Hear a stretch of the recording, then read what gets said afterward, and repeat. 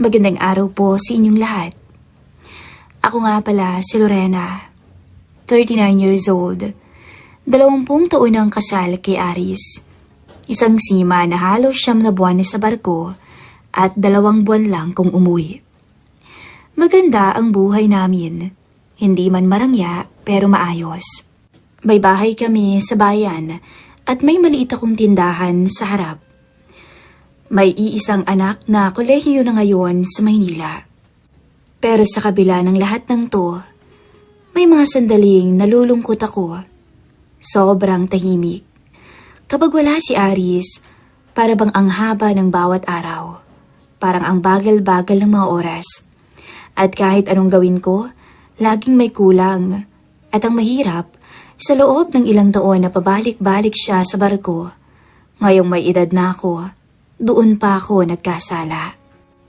Isang araw noon, may nirekomenda ang kapitbahay kong si Aling Nena ng isang mapagkakatiwalaang binata para tumulong sa akin sa tindahan, pati na rin sa loob ng bahay. Agad akong pumayag. Dumating si Lito, 24 years old pa lang, payat pero parang tigasin ang katawan, matapang ang muka pero palangiti. Galing ito sa kabilang barangay. Kakatapos lang daw niyang tumigil sa pagtatrabaho sa palengke bilang kargador, kaya sanay na sanay ito sa mamabigat na trabaho. Magandang umaga po, Ma'am Lorena. Magalang niyang bati nung una kaming nagkita. Lorena na lang, huwag mo na akong tawaging ma'am. Parang ang tanda ko namang masyado. Biro ko. Medyo namula ang pisngi niya sa hiya, pero ngumiti rin. Pinagkatiwalaan ko agad si Lito.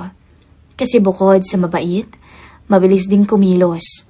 Kada umaga, maaga siyang dumarating para magdilig, maglinis, at magbuhat ng mga kahon ng paninda sa maliit kong sari-sari store. Wala siyang reklamo kahit tirik ang araw. Lagi lang siyang tahimik, pero kapag kinausap, palaging nakangiti. Minsan, habang nag-aayos ako ng paninda sa loob, narinig ko yung boses niyang sumisigaw. Ate Lorena, may naghahanap po sa inyo sa tindahan. Pumunta ako agad. At nakita ko siyang nakatayo sa gilid ng estante. Pawis na pawis. Napansin ko yung simpleng itsura niya. Puting t-shirt ang suot, kupas na short, at medyas na may butas sa daliri.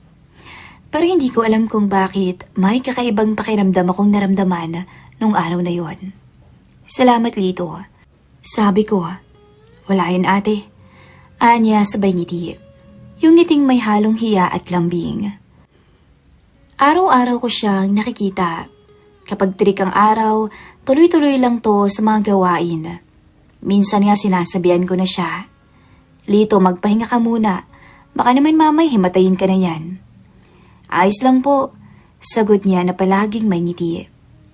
Kapag tanghali, sabay na kaming kumakain. Dalawa lang ibang tao sa bahay kundi ako. Parang nagiging mas komportable na kaming dalawa. Hindi siya mahilig magsalita. Pero kapag nagsimula na akong magkwento tungkol kay Aris, sa anak ko at sa tindahan, palagi siyang nakikinig. Ang tahimik mo talaga, no? Biro ko sa kanya minsan. Ganun ho talaga ako, ma'am. Pero mahilig po akong makinig. Sagot niya ng diretso habang nakatingin sa akin. Para bang may kung anong biglang kumislot sa dibdib ko. Hindi ko alam dahil ba sa tagal na panahon na wala si Aris o dahil sa kabaitan ng binata. Pero simula noon, para bang mas nagiging masaya ang tahimik kong araw. Isang hapon na umuulan ng mahina. Nasa loob ako ng tindahan, abala sa pag-aayos. Si Lito ay nasa labas. Pumasok ka muna dito, mababasa ka riyan, sabi ko. Halika na. Medyo mahina pero seryoso kong sabi. Kumuha ako ng maliit na tuwalya at inabot yun sa kanya. Magpunas ka muna. Salamat po, Ate Lorena. Sabi niya sabay punas sa buhok. Napansin ko ang amoy niya. Amoy pawis. Pero parang ito ang naging dahilan para makaramdam ako ng kakaibang init. Tahimik kaming dalawa habang pumapatak ang ulan sa labas. Ramdam ko ang lamig ng hangin sa loob ng tindahan.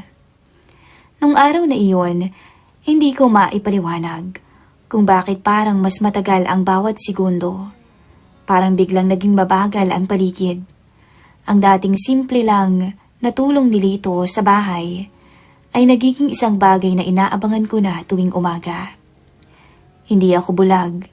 Alam kong mas bata siya at ilang taon ang agwat namin. May asawa din ako, may anak. Alam kong mali kung hahayaan kong lumalim pa ang nararamdaman ko. Pero paano kung hindi ko ito kagustuhan? Paano kung kusa itong dumating? Minsan isang gabi, habang nakahiga ako, naiisip ko siya kung bakit parang hindi na ako masyadong excited kapag tumatawag si Aris mula sa barko. Dati-dati tuwing may tawag to, nanginginig pa ang kamay ko sa saya. Pero ngayon, parang normal lang. Maayos ka lang ba dyan, Len? Tanong ni Aris sa tawag. Maayos naman, busy sa tindahan. Palusot ko. Miss na miss na kita. Oo nga eh. Pero habang kausap ko siya, ang naiisip ko ay ang ngiti ni Lito. Kaninang hapon, habang binubuhat niya ang kahon ng soft drinks, nakatitig lang ako sa kanya at nakakaiyamang aminin. Pero napapakagatlabi ako sa tuwing napapatitig ako sa kanya. Pagkalipas ng ilang araw, naging natural na sa amin ang mag-usap kahit simpleng kwentuhan lang. Lito, may girlfriend ka ba ngayon? Tanong ko minsan habang naguhugas ako ng pinagkainan naming dalawa. Wala po. Tsaka hindi pa naman ho ako nagmamadali. Sagot niya sabay kamot ang ulo. Bakit naman? Sa itsura kong to, baka wala naman pong magseryoso sa akin. Naku naman, bakit naman yun ang naiisip mo? Sabay kaming natawa sa sagot niyang iwan. Pero sa loob-loob ko, imposibleng walang magkagusto sa kanya. Dahil nandito ako. At alam ko sa sarili ko, may kakaibang init akong nararamdaman sa kanya. Simula noon, hindi ko na maitago sa sarili ko na may kakaiba akong nararamdaman para kay Lito. Hindi ko pa man masabi ng malinaw, pero alam kong unti-unti na itong lumalalim. Hindi ko alam kung saan to hahantong. Ang alam ko lang, ang bawat araw na kasama ko siya, unti-unting gumigising sa isang parte ng sarili kong matagal ng uhaw sa atensyon ng isang asawa. Nagsimula nang maging parang araw-araw na routine ang presensya ni Lito sa bahay. Pagkagising ko sa umaga, alam kong ilang minuto lang ay darating na siya. Magbubuhat ng kahon ng paninda at magwawalis ng bakuran. Kung dati ay simpleng tingin lang ang meron, ngayon ay mas may kuryenteng hindi ko maipaliwanag. Madalas, nadadatnan ko siyang nakaupo sa tapat ng tindahan pagkatapos ng trabaho. Pawisan, pero nakangiti. Doon nagsisimula ang mga kwentuhan namin. Kwentuhan na unti-unting nagiging mas personal. Isang hapon, habang inaayos ko ang mga paninda, lumapit siya. Naka-t-shirt lang at short. Pawis pa mula sa pag-aayos ng mga kahon ng soft drinks. Ramdam ko ang lamig ng hangin, pero mas ramdam ko ang init ng katawan niya habang nakatayo sa likuran ko. Lito, ilagay mo nga itong soft drinks dyan sa may stante, sabi ko. Opo ate. Aniya sabay lapit. Nang iabot ko yung bote, nagkadikit ang braso namin. Napatigil ako sandali. Parang lumapit pa siya ng bahagya. Hindi naman bastos pero alam kong may ibig sabihin. Habang nag-aayos siya, biniro niya ako ng pabulong. Halos dikit na ang mukha niya sa tenga ko. Alam niyo ate, ang tahimik niyong masyado. Napalingon ako. Medyo kinakabahan pero hindi ko na naitulak ang sarili ko palayo. Kasi, wala naman akong kasama dito sa bahay. Sinong kakausapin ko, aber? Sagot ko habang pilit kong pinapakalma ang sarili. Baka gusto niyo ng kausap. O naman kaya Kap. Medyo napatigil ako. Hindi yun ang tipikal na biro niya. Ngumiti siya pagkatapos nun. Yung pilyong ngiti na may halong tukso. Lito, ano ba yung pinagsasabi mo? Pabirong sagot ko, pero hindi ko maitatangging may kakaibang kilig akong naramdaman. Mula noon, mas naging madalas ang mga ganong banat niya. Hindi bastos at hindi rin pilit. Para bang may laman ang bawat salitang binibitawan niya. Isang gabi, habang inaayos ko yung paninda, bumalik siya matapos niyang isara yung gate. Tahimik na noon dahil wala nang bumibili. Ate Lorena, tawag niya. Siguro mahirap no, yung lagi kang walang kasama. Laging wala yung asawa mo. Natigilan ako. Hindi ko alam kung ano ang isasagot. Sanay na ako dito. Sagot ko ng mahina. Minsan nga parang hindi ko na rin naman siya hinahanap. Lumapit siya ng konti, para bang may tinatansya. Pero hindi niyo naman kailangan magpanggap palagi. Kita ko sa inyo minsan ate, malungkot kayo. O kulang sa atensyon. Atensyon ng isang lalaki. Para akong tinamaan ng kidlat dahil totoo yun. Totoo yung sinabi niya. Lito, hindi mo naman naiintindihan yung buhay ng may asawa. Wala ka pang asawa. Hindi madali. Hindi ko man naiintindihan at hindi ko man alam lahat ate. Pero marunong naman akong makiramdam.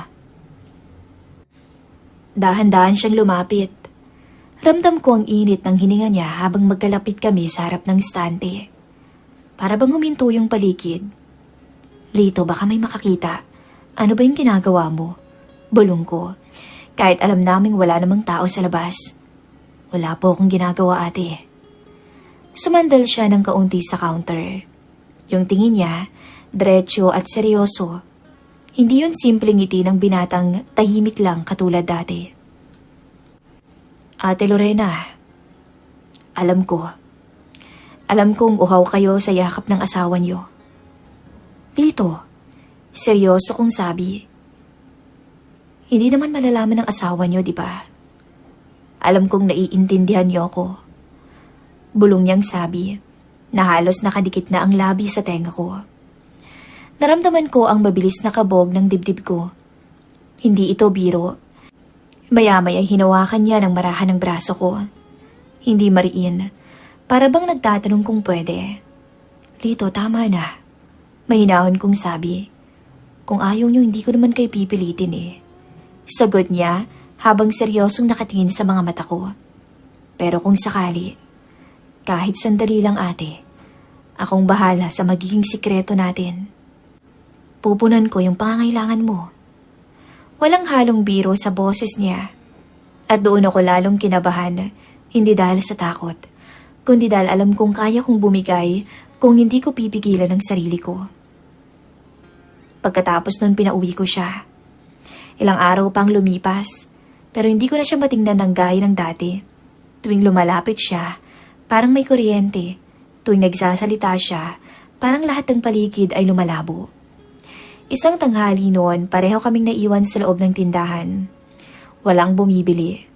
Nakatingin lang kami sa labas, pero mabigat ang hanging nakapaligid sa amin. Lito, mahinang tawag ko. Po, baka nakakalimot ka. Alam mong may asawa ko. Tumango siya, pero ngumiti. Yung ngiti na alam mong hindi na inosente. Alam ko naman yun ate. Kaya nga, tahimik lang ako eh. Pero wag niyo ring sabihin wala kayong nararamdaman. Alam kong meron. Hindi ko alam kung paano ako hihinga ng mga sandaling yon. Tama siya. Hindi ko yun itatanggi. At sa katahimikang yon, naramdaman ko ang kamay niyang dahan-dahang lumapit sa kamay ko sa ibabaw ng counter. At nung mga sandaling yon, hindi na ako umatras. Walang halikan. Walang mabilis na eksena. Pero sapat ang pagkakalapit ng katawan namin para maramdaman namin kung gaano ako nangangatog. Hindi ako sigurado kung love ba ito o gutom lang ako sa isang atensyon. Pero yung totoo, may isang parte ng sarili kong matagal nang natutulog at ngayon ay ginigising ng binatang si Lito. Isang araw ng Sabado noon, Tahimik ang buong paligid ng araw na yon, maulap ang kalangitan at halos walang bumibili sa tindahan. Nakaupo ako sa likod ng counter habang pinagmamasdan ang unti-unting patak ng ulan. Si Lito naman, gaya ng nakasanayan, ay abala sa pag-aayos ng mga kahon sa gilid. Pawis pa rin kahit malamig ang panahon. At habang naglalakad siya sa loob ng maliit na spasyo ng tindahan, napansin ko na parang mas madalas na siyang lumalapit. Mas intentional na ngayon. Walang masyadong bumibili ngayon ha, sabi ko habang nilalaro ang calculator. Masarap kasing matulog pag ganitong panahon ate, sagot niya. Tumawa lang ako. Sana nga pwedeng matulog na lang. Tahimik siya sandali. Tapos bigla siyang nagsalita. Pero mas masarap kung may kaya kapag ganito kalamig. Napatingin ako sa kanya. Hindi ako agad nakasagot. Yung paraan ng pagkakasabi niya, derechahan. Yung dating tahimik lang na boy, na abala palagi sa pagbubuhat ng mga kahon, ngayon ay nakatitig sa akin na parabang matagal nang may tinatago. Lito, mahina akong sabi. Bakit po ate? Huwag kang basta-basta nagsasabi ng ganyan. Baka mamaya may makarinig pa. Ano pang isipin? Wala naman akong tao eh. Sagot niya habang dahan-dahan siyang lumalapit sa counter. Tayong dalawa lang ho ngayon. Sa loob-loob ko, alam kong dapat na akong umatras. Alam kong dapat ko nang itigil ang lahat ng to bago pa lumala. Pero habang nakikita ko siya, habang naririnig ko ang boses niyang mababa at kalmado, para bang may parating ng sarili kong hindi gustong tumakbo. Lumapit siya sa may gilid ng counter, kung saan ako nakaupo. Ang tanging tunog lang ay ang patak ng ulan at ang mahinang ventilador sa kisame. Bakit mo ko tinititigan ng ganyan? Tanong ko. Wala po. Ngumiti ito ng bahagya. Ang ganda niyo kasi. Pakiramdam ko, kahit anong pilit kong maging matatag, lumalambot ako sa ganitong mga salita. Hindi ko alam kung dahil matagal nang wala si Aris sa tabi ko o dahil ba to kay Lito mismo. Lito, umupo ka nga riyan. Huwag kang masyadong lumapit. Sabi ko pa. Pero imbis na sumunod, daan-daan siyang umupo sa upuang katabi ng counter. Halos magkalapit lang ang mga tuhod namin. Ramdam ko yung init ng katawan niya, kahit hindi pa kami magkadikit. Amoy ko rin yung bango sa damit niya. Sa katawan niya. Simple lang pero nakakagulo ng isip. Naalala ko po, bulong niya. Nung unang araw na dumating ako dito, takot pa akong tumingin sa inyo. Talaga? Nakangiti kong sabi. Oo, ang ganda niyo kasi. Para bang hindi ako bagay na lumapit. Lito, tigilan mo ako sa mga ganyang salita mo. Biro ko pa, pero mahina. May asawa ko. Alam ko ate.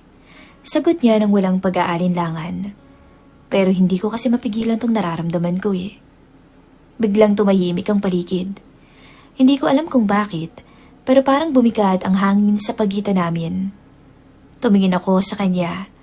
Diretso sa mga mata niyang hindi na parang isang simpleng trabahador. Sa labas, dumagundong ang kulog. Parang sinabayan ang tibok ng puso ko. Lito, wag mo akong tuksoy ng ganyan. Bulong ko. Hindi ko kayo tinutukso, Ate Lorena. Totoo. Dahan-dahan niyang nilapit ang kamay niya sa mesa ng counter. Palapit sa kamay ko. Hindi niya ako hinawakan agad. Parang nagtatanong kung papayag ako. At hindi ko nga siya pinigilan. Ramdam ko yung init ng palad niyang lumapit sa likod ng kamay ko. Sa sandaling yun, parang may kumukuryente sa buong katawan ko. Hindi ko alam kung hihilahin ko ba yung kamay ko o hahayaan ko na lang. Hindi ko rin alam kung kailan ako huling tinignan ng ganito ng isang lalaki. Hindi bilang asawa, hindi bilang ina ng tahanan, kundi bilang babae. Lito, mahinang tawag ko, na halos pabulong. Baka pagsisihan natin to. Hindi ko po yun pagsisisihan, ate. Sagot niya agad. Ang sumunod na mga segundo ay puno ng katahimikan. Wala kaming ginawang marahas, pero bawat maliliit na kilos ay parang malalaking hakbang na palapit sa isang lihim na hindi na kayang itago.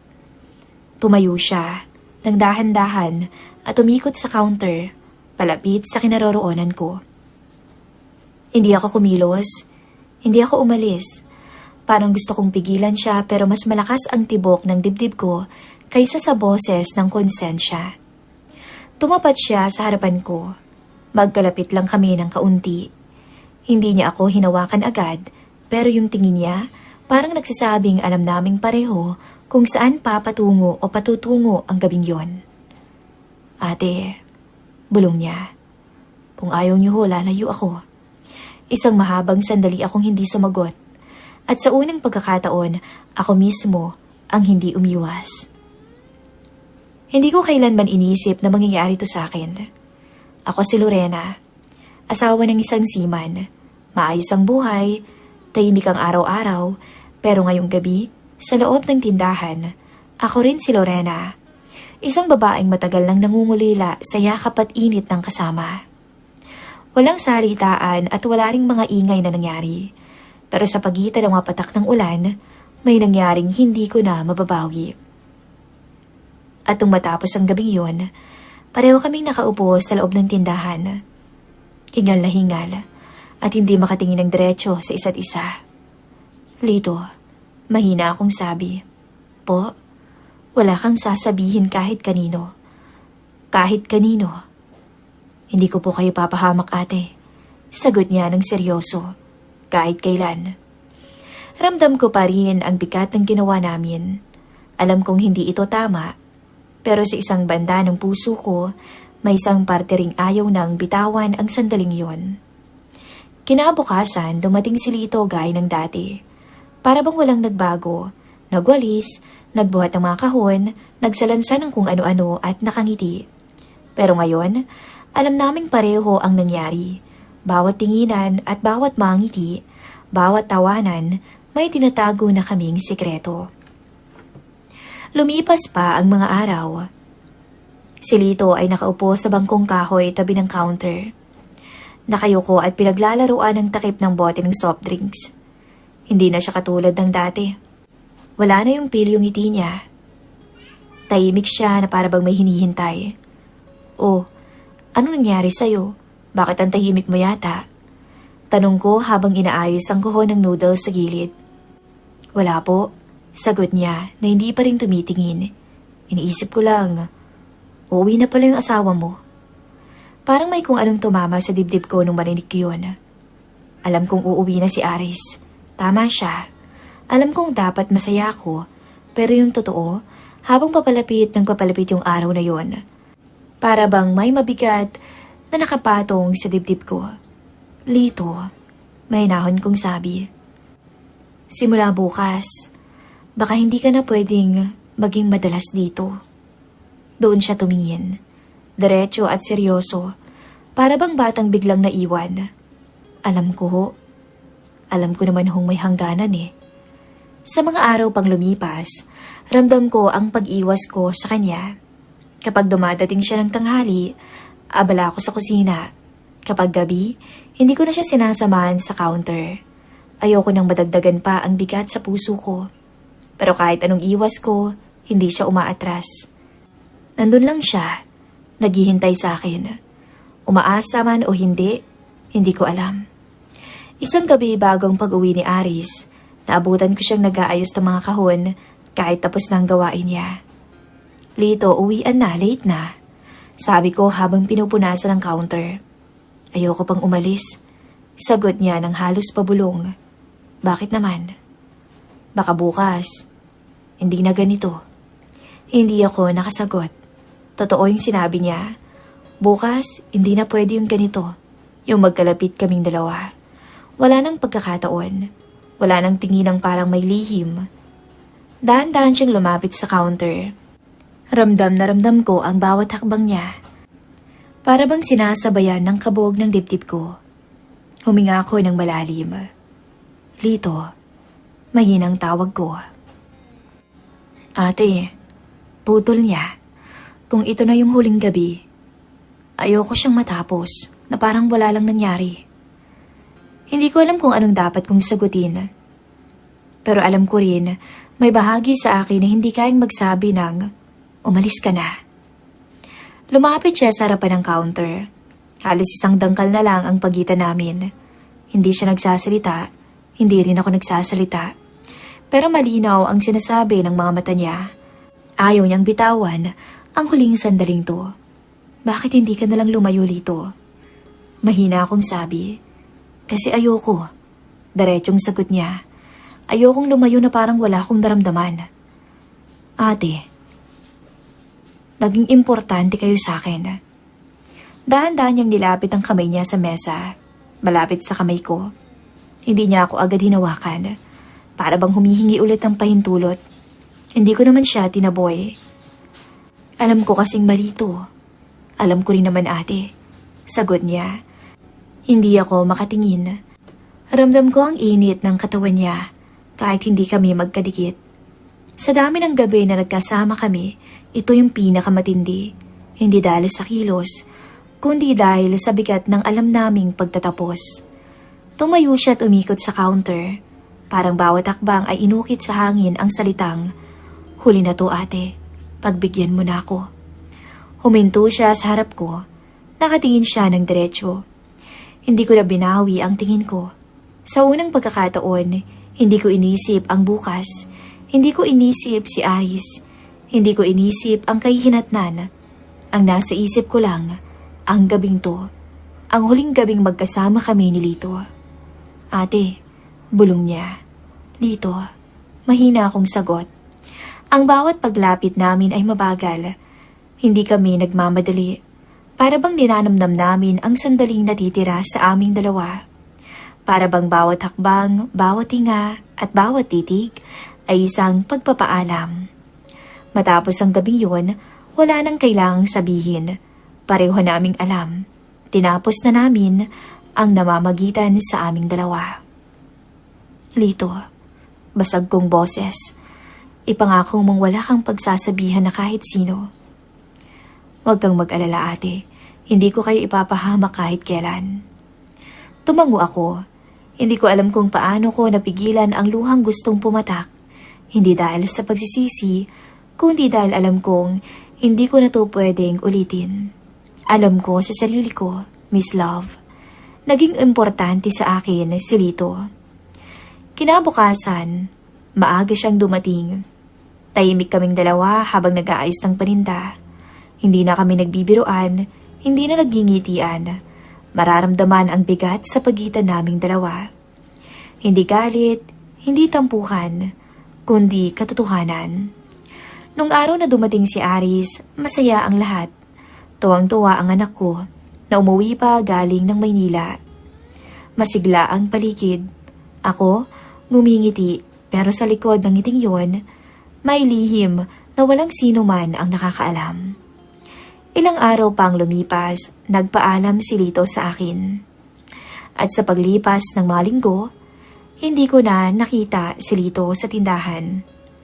May nagsabi na pumunta raw to ng Maynila para magtrabaho. Hindi ko alam kung matutuwa ba ako o malulungkot. Siguro pareho. At minsan, kapag gabi na at tahimik ang paligid, nakaupo ako sa counter ng tindahan. Yung bahagi ng isip ko, nandun pa rin. Nandun kay Lito. Nakikita ko pa rin siyang tahimik na nakaupo sa counter ng tindahan ko. Habang pinaglalaroan ang takip ng soft drinks. At nakangiti na nakatingin sa akin. Hindi ko alam kung pag-ibig ba yon o isang lihim lang na tinago sa pagitan ng dalawang taong parehong may hinahanap. Pero ang mga gabing yun, ang huling gabing naming dalawa, iyon ang gabi na hindi ko kailanman makakalimutan. Hindi ko kailangan ng larawan para maalala. Dalang katahimikan ng gabi, sa tuwing mag-isa na lamang ako sa tindahan, ang nagsisilbing alaala sa akin ni Lito.